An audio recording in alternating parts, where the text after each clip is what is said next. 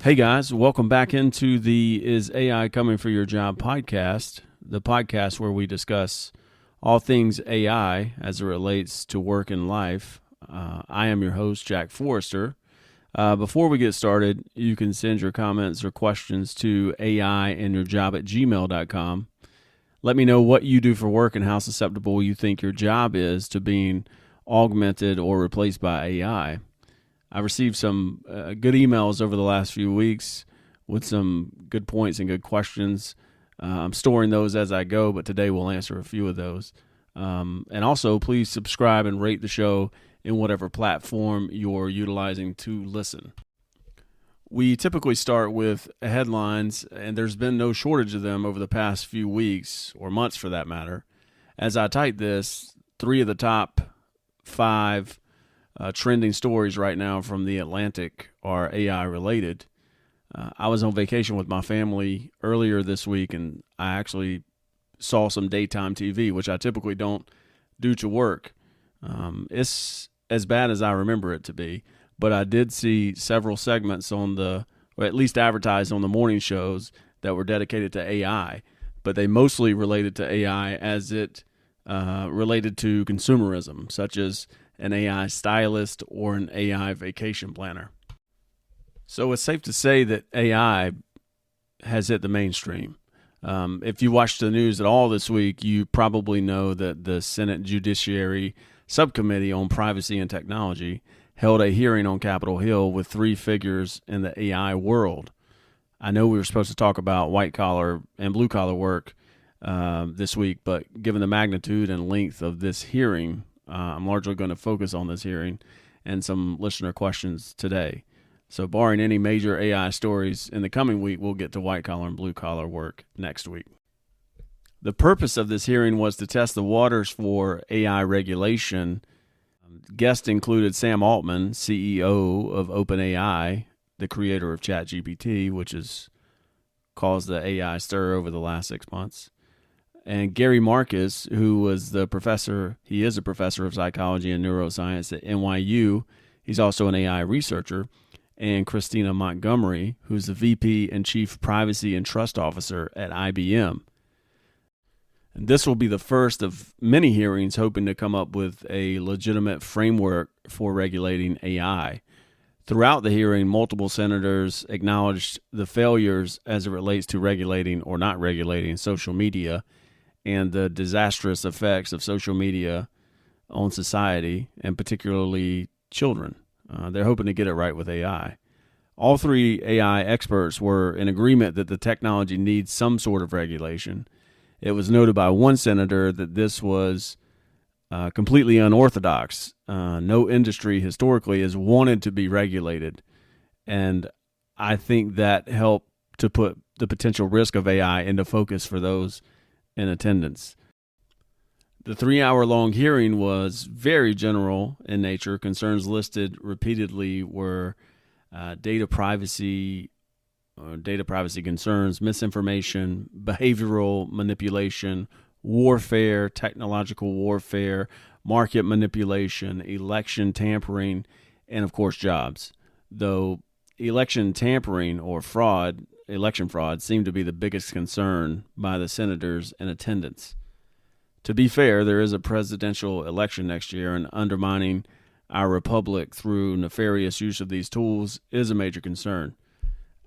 Just for some context, Senator Marsha Blackburn of Tennessee showed some concern for artists being compensated with AI-generated content. Nashville is obviously in Tennessee, and a lot of music is created from there. And then Senator Amy Klobuchar of Minnesota showed concern for local news organizations and their ability to compete with generative AIs that can write stories at a fraction of the cost of journalists.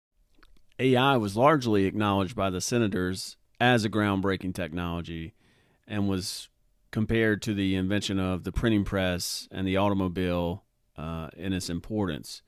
Though part of me, and I've confirmed others as well, think that the magnitude of the technology is missing on some of the folks or those senators asking the questions. I suppose that's fair, as it's relatively new. U.S. Senator and committee chair Richard Blumenthal opened the hearing by using a speech created solely by AI. AI wrote the opening, and voice cloning technology delivered the opening remarks for him. I'm going to play a few clips from his opening remarks, and I should say that these are his actual opening remarks, not AI-generated opening remarks. In all seriousness, this apparent reasoning is pretty impressive. I am sure that we'll look back in a decade and view ChatGPT and GPT-4 like we do the first cell phone, those big clunky things that we used to carry around. But we recognize that we are on the verge really of a new era.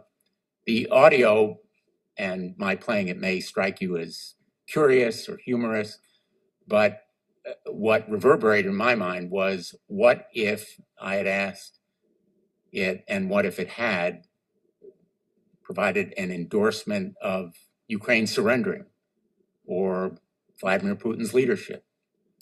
That would have been really frightening. And the prospect is more than a little scary, to use the word, Mr. Altman, you have used yourself. And I think you have been very constructive in calling attention to the pitfalls as well as the promise. And that's the reason why we wanted you to be here today. And we thank you. And curing cancer or developing new understandings of physics and biology or modeling climate and weather, all very encouraging and hopeful, but we also know the potential harms. And we've seen them already: weaponized disinformation, housing discrimination, harassment of women and impersonation fraud, voice cloning, deep fakes. These are the potential risks, despite the other rewards. And for me, perhaps the biggest nightmare is the looming new industrial revolution, the displacement of millions of workers, the loss of huge numbers of jobs, the need to prepare for this new industrial revolution in skill training and relocation that may be required. And already industry leaders are calling attention to those challenges. So Blumenthal provides the obvious concerns here. Voice cloning and deepfakes are a real concern and could have monumental geopolitical implications if used nefariously. I think it's safe to say those people are out there that want to do that kind of thing. Additionally, weaponization of information, impersonations, discrimination biases, all these things are concerning. But for our purposes, he hits the nail on the head when he talks about jobs, concerning a potential new or looming industrial revolution, the potential displacement of millions of workers, the need to prepare for this new industrial revolution, skill training, and potential relocation of workers. Relocation of workers, what a concept. Potential relocation of workers sounds like Depression-era language. The New Deal created the WPA, or the Works Progress Administration, which carried out massive public work projects to put those who were unemployed to work. The Depression era was an era of mass migration, largely due to people being on the move looking for work. So maybe this will be the kind of thing that some folks will have to do in the future. It's difficult to say. Blumenthal outlined 3 starting points or principles to use for the eventual governance of AI. Number 1, transparency. 2, accountability. And 3, limits on usage or time constraints. Additionally, Blumenthal suggested that generative AI companies should be required to, quote, test their systems, disclose known risk, adopt nutrition labels or the equivalent of nutrition labels, and allow for independent research access, end quote.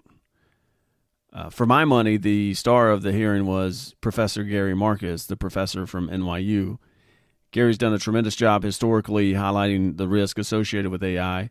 He did so at this hearing. He pushed back when it was needed, and he asked probing questions that no one else knew to ask to provide better context for the senators.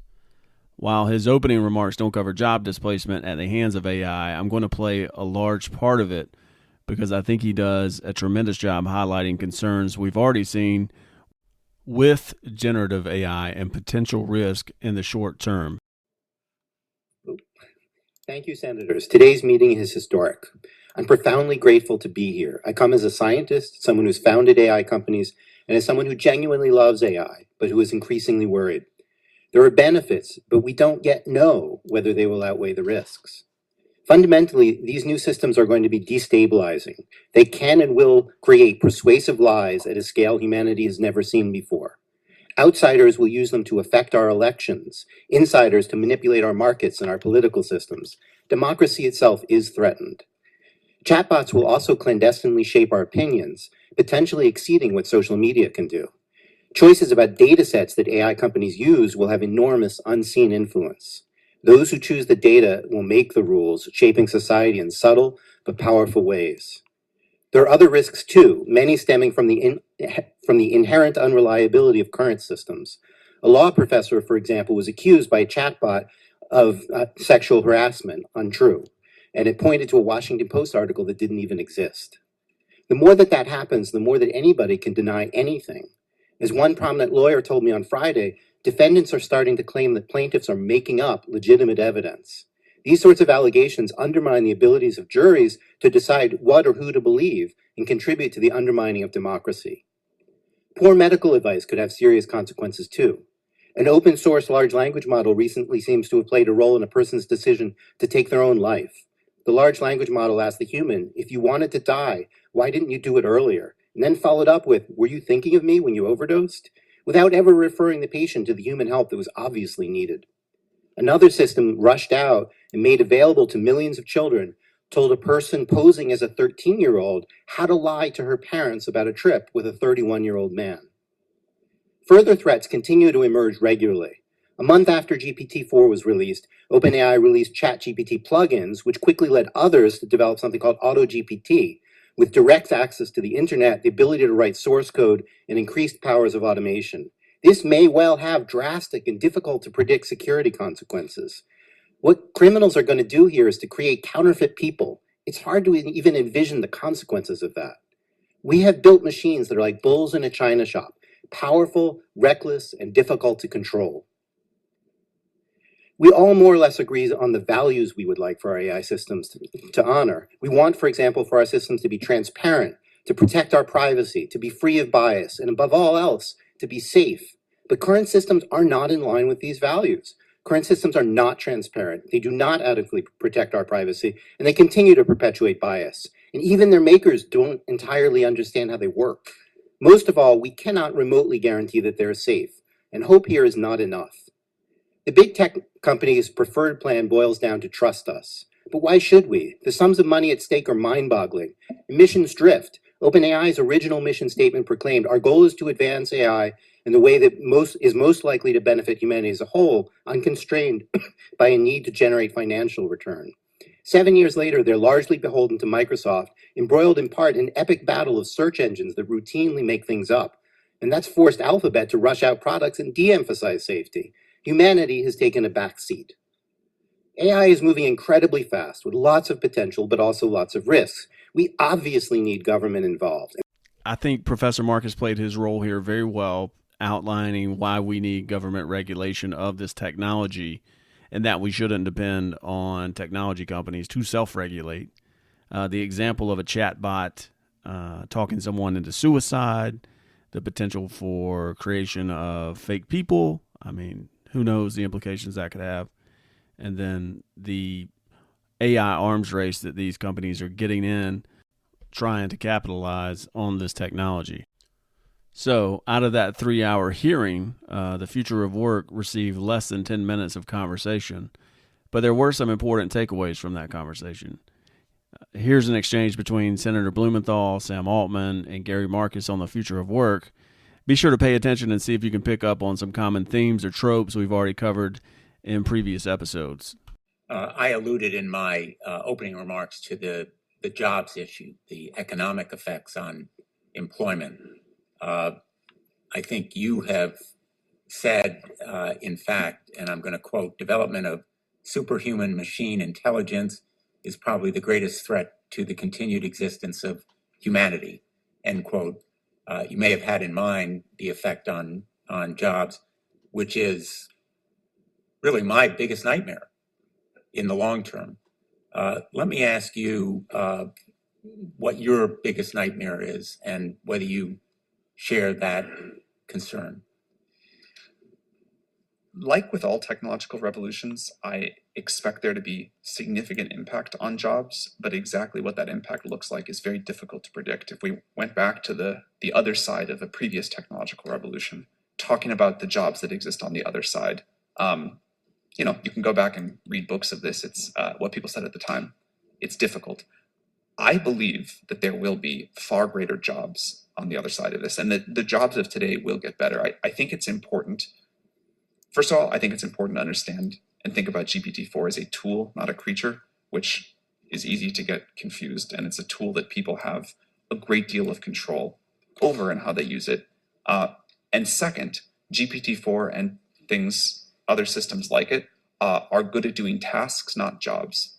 And so you see already people that are using GPT-4 to do their job much more efficiently by helping them with tasks. Now, GPT-4 will I think, entirely automate away some jobs, and it will create new ones that we believe will be much better. This happens, again, my understanding of the history of technology is one long technological revolution, not a bunch of different ones put together, but this has been continually happening. As our quality of life raises and as machines and tools that we create can help us live better lives, the bar raises for what we do, and our human ability and what we spend our time going after goes after more ambitious, more satisfying projects. So there will be an impact on jobs. We try to be very clear about that, and I think it will require partnership between the industry and government, but mostly action by government to figure out how we want to mitigate that. But I'm very optimistic about how great the jobs of the future will be. So a quick recap. Number one, the future is uncertain, but jobs will be impacted. Number two, new jobs will be created. Number three, the technology will make people much more efficient. And number four, some professions will be outright replaced. So this is Sam Altman, CEO of OpenAI, who created ChatGPT, suspecting that there will be significant impact to the job market. But again, it's difficult to tell what that impact will be, like we've talked about previously. Moreover, he thinks that there will be far greater jobs created as a result of the technology. He cites history as a teacher, and that anytime significant technology advances happen, jobs are always created. And lastly, he states that GPT will allow workers to be much more efficient in their jobs. But we know that large-scale increased efficiency will lead to job displacement for many. You think about our HR department of 22 people. With all these increased efficiencies, we may only need 5 or 6 people. He also stated that some professions will be outright replaced by the technology, and we'll discuss those in future episodes. So this is exactly what we've talked about previously, and it's really becoming boilerplate for the AI world. Change is coming. We're not sure what that will look like, but we think the other side of this technology will provide much better jobs for the future. I'm not certain that a 53-year-old Betty in HR or a 22-year-old James who just graduated with an accounting degree is going to be comforted by, we think there will be much better jobs on the other side of this. Blumenthal goes on to ask the same question of Miss Montgomery and Professor Marcus. Let's note that Miss Montgomery works for IBM, and in our last episode we covered a story in which IBM announced that it would hold off on hiring 7,800 workers over the next 2 years, as the jobs in question will be performed by AI in the short term. That article specifically stated human resources as a position that could be performed by AI. On the jobs point, yeah, I mean, well, it's a hugely important question. And it's one that we've been talking about for a really long time at IBM. We do believe that AI, and we've said it for a long time, is going to change every job. New jobs will be created. Many more jobs will be transformed, and some jobs will transition away. I'm a personal example of a job that didn't exist when I joined IBM, and I have a team of AI governance professionals who are in new roles that we created, as early as 3 years ago. I mean, they're new and they're growing.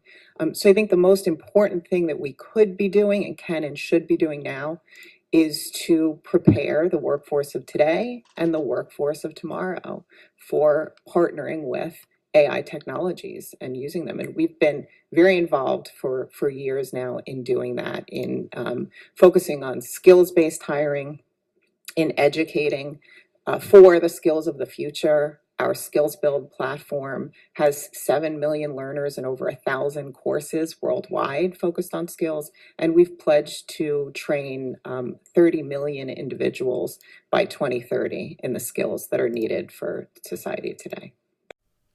So Ms. Montgomery acknowledged and touted IBM's position on the coming change in work. She also cited herself and her team for AI governance as an example of jobs created by AI. Forgive me if I sound cynical, but how many of us will be able to jump into the growing field of AI governance? Not many, I would imagine. She also touted IBM's program for training the workers of today and the workers of tomorrow for skills needed in an AI world. IBM plans to train up to 30 million workers by 2030 to ensure worker readiness. Again, my cynicism may leak through here, but it's next to impossible to understand in the face of an advancing AI what skills will be needed by 2030. This is a common belief in technologist and futurist circles that you can't anticipate what skills are going to be needed. And there is a reason for my cynicism. Since ChatGPT launched or opened to the public, a new field has developed called prompt engineering. People are right now selling courses on how to become an expert prompt engineer with generative AI like ChatGPT or Bard. Mind you, this technology has only been public for about 6 months, and yet people are claiming to be experts in prompt engineering and can make you experts. And they probably are experts. Anybody could be within 2 minutes of using ChatGPT. So what is prompt engineering? Prompt engineering is simply writing a command or question into ChatGPT to elicit the best response. For instance, you might type in a prompt like, provide a 300-word summary on Russia's nuclear program, and ChatGPT will provide it. As a friend of mine says, it's not rocket surgery, okay? With a few minutes of exposure, you can figure out how to get a good response out of ChatGPT. These folks hawking prompt engineering courses are snake oil salesmen, in my opinion. Anybody with a brain and access to ChatGPT can figure out how to elicit a response. My point here is that if prompt engineering is one of the fields of the future in which people can find meaning and value, I'm a bit skeptical. Hopefully, this is not a good indicator of what's to come. Here's Professor Marcus on jobs. Second is on jobs. Past performance history is not a guarantee of the future. It has always been the case in the past that we have had more jobs, that new jobs, new professions come in as new technologies come in. I think this one's going to be different. And the real question is over what time scale? Is it going to be 10 years? Is it going to be 100 years? And I don't think anybody knows the answer to that question. I think in the long run, so-called artificial general intelligence really will replace a large fraction of human jobs. We're not that close to artificial general intelligence. Despite all of the media hype and so forth, I would say that what we have right now is just a small sampling of the AI that we will build. In 20 years, people will laugh at this, as I think it was Senator Hawley made the but maybe Senator Durbin made the example about this. It was Senator Durbin made the example about cell phones. When we look back at the AI of today, 20 years ago, we'll be like, wow, that stuff was really unreliable. It couldn't really do planning, which is an important technical aspect. Its reasoning abilities were limited. But when we get to AGI, artificial general intelligence, maybe let's say it's 50 years, that really is going to have, I think, profound effects on labor. So Professor Marcus here says essentially that past performance is no guarantee of future success. Just because jobs have historically been created as a result of innovation doesn't mean that will happen here. Like Kai-Fu Lee states, this technology is not a job creator, it's a job replacer. Professor Marcus is singing that same tune. The only uncertainty is the time frame in which it will happen. He goes on to say that when we reach AGI, or artificial general intelligence, all bets are off on work. It's generally thought that a strong AGI could replace work altogether, but in the meantime, technologies like generative AI are going to have a significant impact on the workforce, and plans need to be made for that happening. So, there was a ton of ground covered in this hearing. The idea is that this will be the first of many hearings to determine the best way to regulate AI. The larger consensus from this first hearing was that a regulatory agency would need to be set up to regulate AI technologies. But how to even go about that brings up other questions that will have to be answered. An AI agency seems like a logical step, but if that's only a domestic agency, what good will it be when China, England, or France, or others are proceeding without that oversight? So perhaps there will be an international organization assembled to handle this issue. It's really too early to tell. I've been checking in with some of my preferred AI researchers over the past few days, and some of the cynics in that crowd think it's too late for any meaningful regulation to be implemented, and that the technology is too advanced to be effectively regulated. But too late or not, regulation seems like a no-brainer when considering the risk.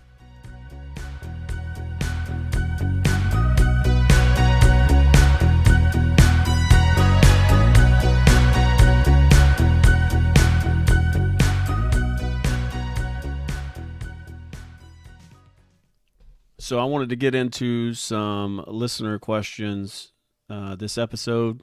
We've had a few trickle in over the last few weeks, so I appreciate that. And if you want to send your questions or comments, you can to aiandyourjob@gmail.com. So let's get into it. The first one is obvious you're concerned about AI, but your overall position seems a bit ambiguous. You've laid out both concerning and hopeful aspects of AI.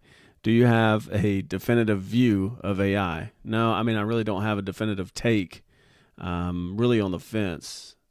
I think that the potential upside of AI, or AGI, is nothing short of world-changing.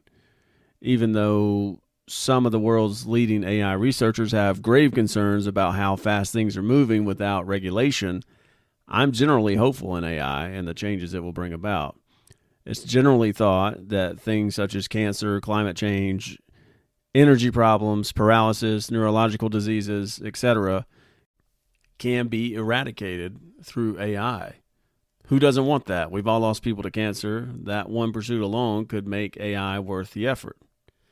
However, something that groundbreaking that could cure any number of medical issues begs even more questions. The finite time you have on this earth is what makes it special. If diseases are eradicated by AI and people are dying strictly of old age, is that the ideal?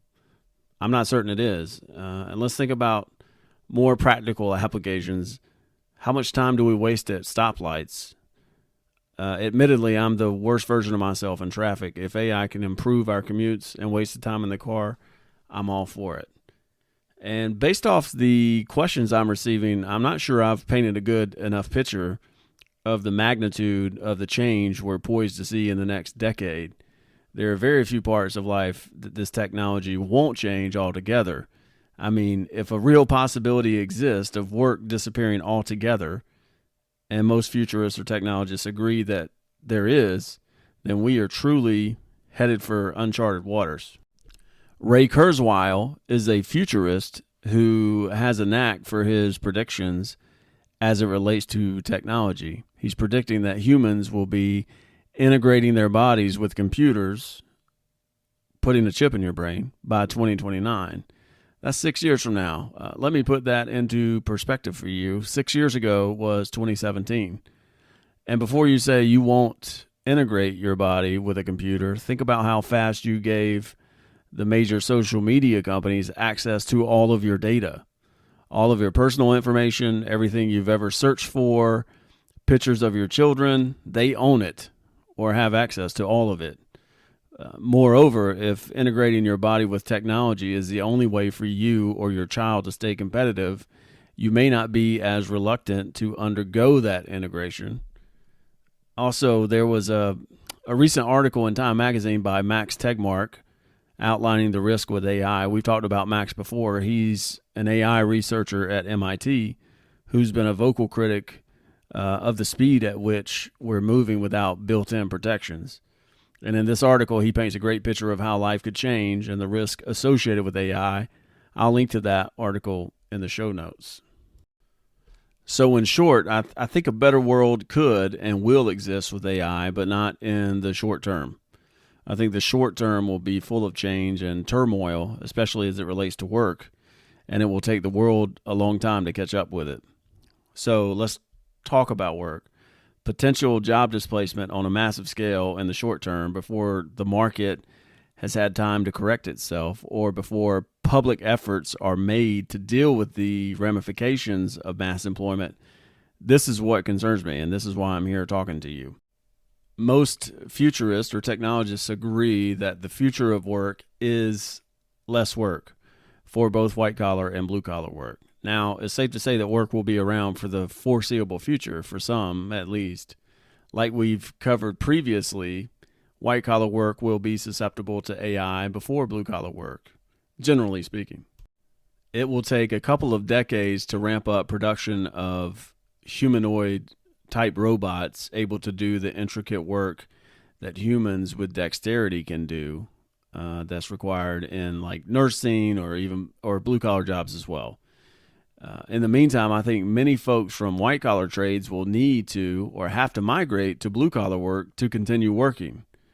But there's only so many blue-collar jobs to go around.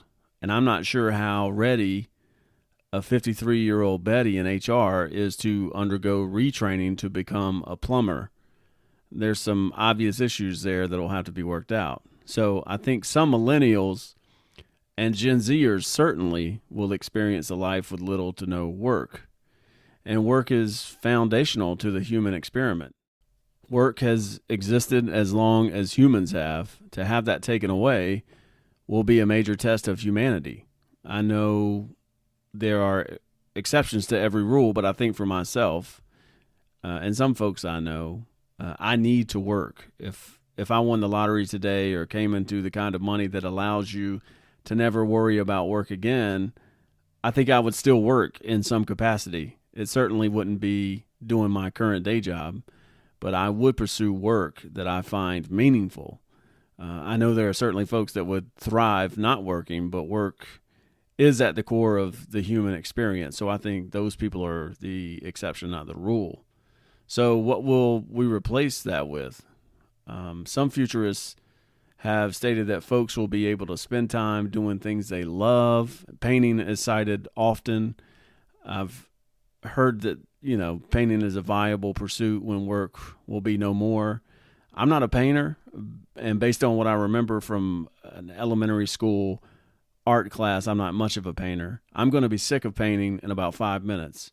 So what's next? I don't know. Other futurists have stated that work, once it's gone, folks will be able to travel and see the world since they're not constrained by work. The thing that's forgotten here is that work provides the means with which to travel the world. If I don't have funds because I can't work, I'm not going to be able to travel. Perhaps in the distant future, the wealth will be created by technologies and be distributed in a manner that will allow such travel. It's difficult to say. Even if that's the case, I think there's only so much traveling or leisure activities a person can do as we don't find our meaning in that. At least not yet. We may have to. I'm not sure. My point is that work provides a real benefit and an identity for those of us who do it. And what will be left of us when work is no more? Moreover, let's talk about the interim or the in-between. Again, I think the long-term things will stabilize into a better AI existence. In the short term, that's what worries me.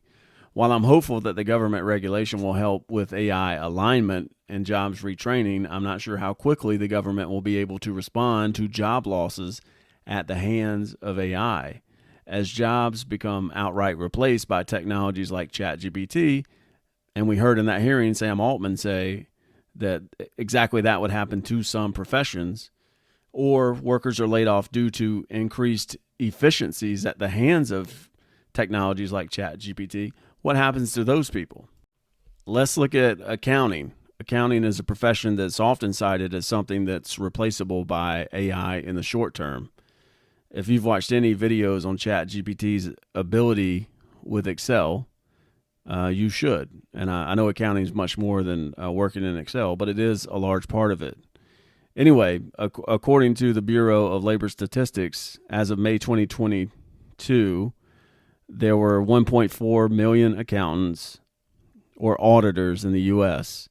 So let's look at the extreme low end of that number. If even 5% or 70,000 accountants are laid off at the hands of AI in the next 2 to 3 years, what happens then? And spread that out over multiple white-collar professions.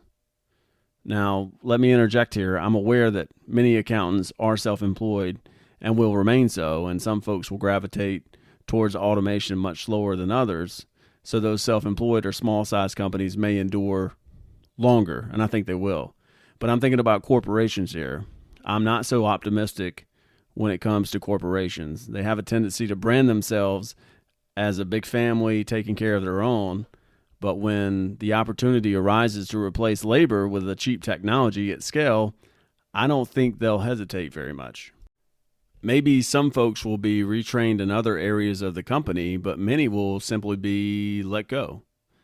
Now, in the best of cases, some corporations may provide some amount of severance based on years served. But even if you get 2 weeks' pay for each year served and you're at 20 years of service, congratulations, you can pay your bills for the better part of a year. And maybe in some situations, those companies will provide some sort of retraining or education benefit, but those cases will be absolute best case. For most, there won't be a severance package like that, especially if left up to corporations. Now, maybe the government regulates AI displacement in some way to mandate a severance. I'm not sure how that would even work or if it could. My point is that I think that many people will be made redundant by technology without a parachute. I should mention that it's generally thought that AI will make better strategic decisions for corporations than those in the C-suite are capable of. So when I say that white-collar jobs are susceptible to AI, that includes the entry-level accountant all the way up to the VPs, though I'm sure they'll justify their own jobs longer than they will others, and they'll also have a parachute of some sort. One concept that's going to gain a lot of traction over the next few months and years is universal basic income. I've got an episode planned to discuss UBI in the coming weeks or months. It was probably most famously touted by presidential nominee Andrew Yang in 2020. He's been vocal about the threats that AI poses to the workforce. I think he's ahead of his time. And there are those who may see themselves as too good to accept a government handout, but I think AI is going to humble a great many of us, and some sort of mechanism such as UBI will be how we survive economically. But it will be a while before we get there. So my concern remains for those of us in the interim. So, it's probably a good time to get your financial house in order if you can. And while we're here, let's talk about the other side of this. Job displacement at the hands of AI may be a good thing. I go through a funk probably once a year where I question my place in life. In no way am I ungrateful. I'm very grateful for what I do and what it affords me to do. But in the context of meaning, what is it that I'm doing, and is it providing any value to the world? And I suppose you can find value in relationships, but the job in particular, and white-collar jobs like it, they're largely new and weren't around 50 years ago. So who's to say that this job going away or jobs like it, like accounting, would be a bad thing? Sitting at a desk for 40 hours a week, is that what we were meant to do? I'm not sure it is. So maybe the answer lies ahead of us, but we just have to get there to see what it is. So anyway, it's hard to have a definitive take on AI, but as you can tell from the last few minutes, I've got thoughts on the subject, and my major concern is work or the lack of it. But for AI in general, it's a completely speculative and subjective topic. Most of what I say is conjecture based on what I read, though I think based on what we do know, the writing is on the wall and you simply need to read it. Again, most futurists would agree that the future of work is less work, and that in the very short term, we're going to see trades augmented, if not fully replaced, by the technology. And as we've covered on the podcast, some corporations are already implementing this technology even in its infancy. If you work in a white-collar field and you haven't used ChatGPT yet, you need to do so. They released their iPhone app this past week, so go and download it. Without looking, I would guess it ranks number 1 in the App Store. The fastest growing web application in history is probably number 1 in the App Store. And I think using ChatGPT will help sway whatever skepticism you may have. And let's remember that OpenAI's ChatGPT is only one AI technology. There are many competitors trying to make their way to market, and these technologies are only going to improve. So it's as dumb as it will ever be right now. And also, remember that it's going to be transformational for almost every aspect of life. And this leads me to the second email question.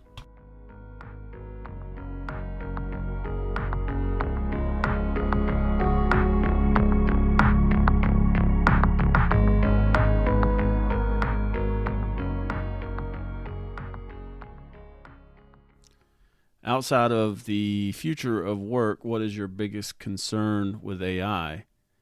Well, the end of humanity probably ranks number 1. And, the world could end very quickly if AGI goes wrong. And during his testimony during the hearing, Sam Altman was posed this very question. And his response was that if we get this wrong, it could go quite wrong, which is ambiguous and also not ambiguous. He's the CEO of an AI company. He can't say that, AI may take us all out. That's not something he could say. His concern is that AGIs could decide humans are detrimental to the earth and kill off all humans. This sounds odd, but it's theoretically true. So world domination by China or a rogue AI is also a concern. We haven't even talked about nanotechnology or nanobots. Thinking about nanobots will keep you up at night, so steer clear of nanobot discourse if you want to sleep. So my concerns with AI outside of work are many. I think for future one-off episodes, we'll talk about some risk with AI outside of work and what the world could be facing. Again, I'm going to refer you to that article from Max Tegmark in Time Magazine. And we may discuss that article more in future episodes, but it definitely does outline the potential for societal change and potential risk with AI. So for our last question, and I won't read this verbatim, but it seems that more than one person has problems, I think politically, with Elon Musk. I've cited Elon several times here as someone who's been sounding the alarm on AI and mass societal impact it will have. I don't understand the issues with Elon. It appears the pushback he's received has been politically driven and Twitter related. But let's be clear, whatever position you have or take on Elon, you want him on your team. I mean, he's Henry Ford, John D. Rockefeller several times over. If America is going to be competitive on a global stage over the next century, he's going to be a big part of it. And this idea of being on a team politically and having to shill for that team endlessly, it's not healthy or for anyone or the country. I'm sure he's said some things that are problematic, but I'm sure we all would if we had a microphone stuck in our face constantly.